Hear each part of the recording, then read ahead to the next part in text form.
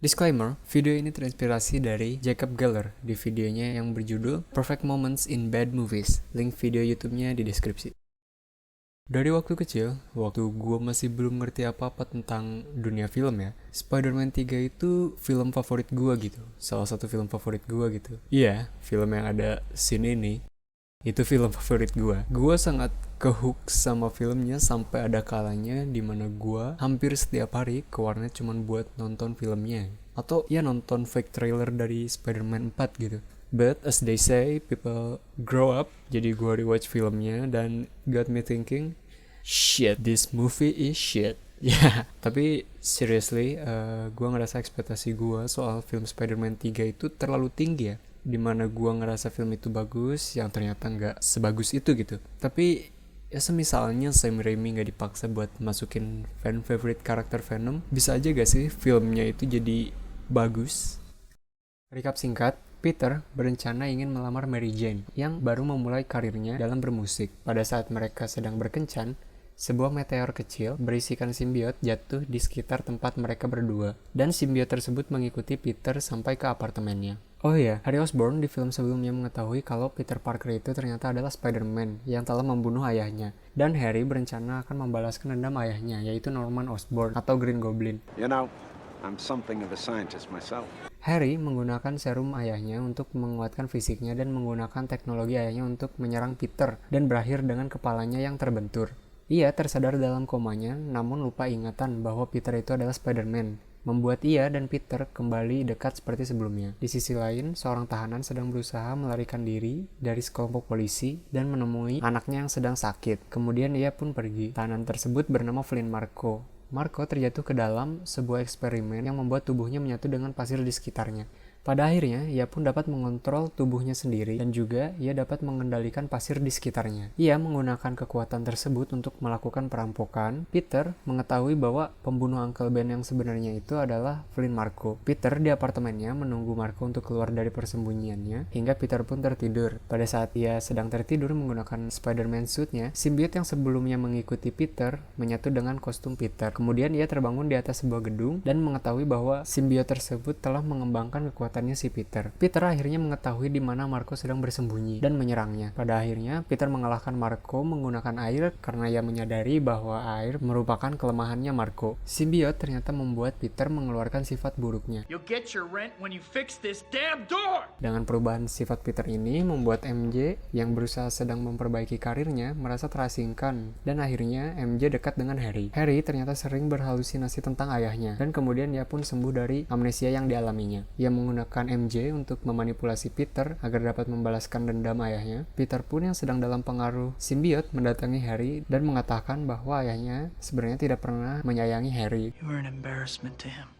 Harry pun akhirnya terkena bom yang ia coba lemparkan ke arah Peter. Di Daily Bugle, Peter memberitahu bahwa foto yang diambil Eddie Brock adalah palsu. Eddie pun dipecat oleh Jonah Jameson. Singkat cerita, hubungan Peter dan MJ semakin buruk, dan Peter pun menyadari itu semua karena pengaruh dari simbiot. Ia mencoba melepaskan simbiot di atas gereja. Ia pun menggunakan bel yang ada di sana untuk membantu melepaskan simbiot. Dan di saat yang sama, Eddie Brock yang sedang berdoa di gereja melihat Peter sedang melepaskan simbiot. Simbiot tersebut terjatuh ke arah Eddie dan mulai menyatu dengan tubuhnya, yang menjadikannya Venom. Eddie menangkap dan menggunakan MJ untuk memancing Peter untuk datang. Peter meminta bantuan kepada Harry untuk menyelamatkan MJ, yang tentu Harry tolak. Namun beberapa saat kemudian, pelayan yang dari dulu melayani Harry dan ayahnya memberitahukan bahwa ayahnya tidak dibunuh oleh Spider-Man, melainkan ia terbunuh oleh alatnya sendiri. Saat Peter berhasil ditangkap oleh Venom dan Marko, Harry datang dengan glider ayahnya untuk membantu Peter dan menyelamatkan MJ. Harry pun mati karena ia mencoba menyelamatkan Peter dari Venom dan ia tertusuk glider ayahnya sendiri. Peter menggunakan metal pipe untuk melemahkan simbiot karena ia menyadari suara yang bernada tinggi melemahkan simbiot. Peter menggunakan bom dari glider Harry untuk melenyapkan Eddie dan Venom selamanya. Setelah itu, Marko menceritakan kejadian sebenarnya pada saat ia tidak sengaja membunuh Uncle Ben dan Peter akhirnya memaafkan Flynn Marko. I forgive you. Gak mau berlama-lama, gue singkat aja jadi membahas satu problem dasarnya aja dalam produksi film Spider-Man 3 ini. Problem tersebut adalah kurangnya kendali dari Sam Raimi mengenai pembuatan film ini. Dikutip dari IDN Times, Sam Raimi mendapatkan kendali yang penuh akan berjalannya cerita pada film Spider-Man yang pertama dan yang kedua. Sedangkan pada film ini, ada perbedaan pendapat antara produser, yaitu Sony, atau lebih tepatnya Avi Arad ya, dan Sam Raimi mengenai karakter Venom dalam film ini. Pada akhirnya, Venom dimasukkan ke dalam film ini yang membuat Sam Raimi tidak memiliki kendali penuh akan filmnya. Seperti yang kita tahu, Sony memaksakan Sam Raimi memasukkan fan-beloved karakter Venom untuk menjadi villain di film ketiganya, yang membuat Sam Raimi harus mengatur ulang ceritanya yang akan ditampilkan ke dalam film ini, karena sebelumnya Sam Raimi hanya akan menampilkan Sandman dan juga Harry Osborn sebagai villain di film Spider-Man 3 ini. Gue selalu ngebayangin sih, film ini pasti bakal lebih bagus gitu kalau Venom gak dimasukin ke ceritanya. Kenapa? Karena pertama, Flynn Marko bakal dapat screen time yang lebih banyak. Therefore, development karakternya bakal lebih baik, bakal lebih in-depth ke karakternya. Yang kedua, redemption arc buat Harry Osborn juga bakal lebih berkesan. Tapi all things aside, menurut Screen Rant, Avi Arad sudah meminta maaf dan filmnya juga sudah tayang hampir 17 tahun yang lalu ya. Jadi ya sudah. Buat standar gue sendiri sih, Spider-Man 3 ini nggak film yang jelek gitu, tapi nggak bagus juga kalau dibandingkan sama film-film Marvel saat ini ya, kayak The Marvels gitu, dan lain-lain. Spider-Man ini jelas superior sih dari yang lain gitu.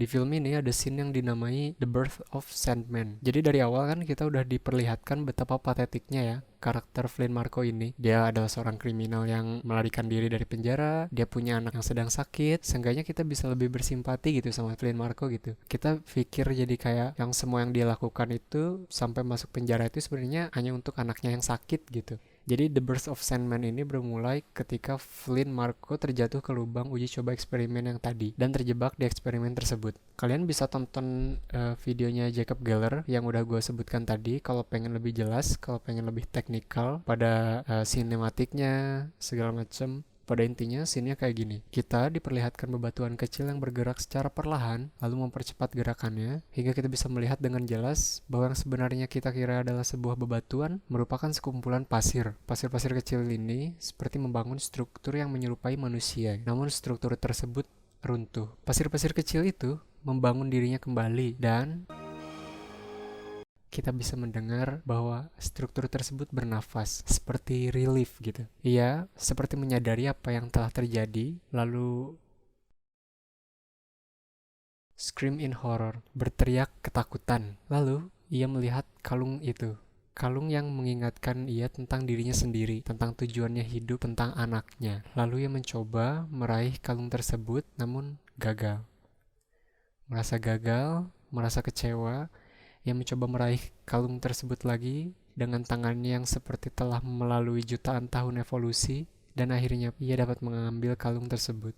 Dedikasinya serta foto anaknya tersebut membuat ia bangkit dari pasir-pasir kecil tersebut, dan sekali lagi ia kesulitan, struggle untuk bangkit. Namun pada akhirnya ia kembali menjadi dirinya sendiri. Di sini nih kita bisa melihat Sam Raimi sangat-sangat care terhadap karakter Flynn Marko ya. Dari cara ia mengungkapkan pesan dalam story arc-nya, bahkan pada saat Peter memaafkan Flynn Marko, walaupun itu retcon ya, tapi terasa moodnya itu, in-depth karakternya itu, pasti kalian ada rasa simpati terhadap karakter Flynn Marko gitu. Scene The Birth of Sandman ini sama sekali tidak ada dialog diucapkan, namun dalam segi storytelling ataupun soundtrack dari scene ini, menurutku sudah membuat kalian merasa care, bersimpati pada karakternya. Betapa banyaknya possibilities ya yang disia-siakan untuk development karakter Flynn Marko ini hanya karena ingin Venom dimasukkan ke dalam cerita Spider-Man 3.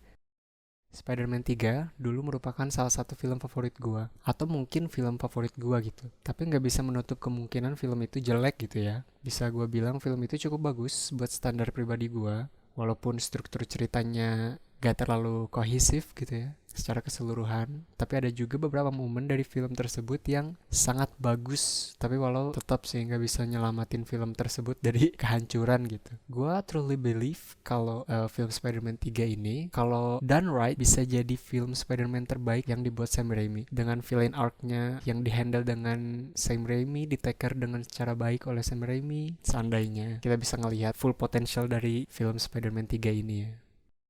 Oke, terima kasih udah nonton ya. Rating 67%.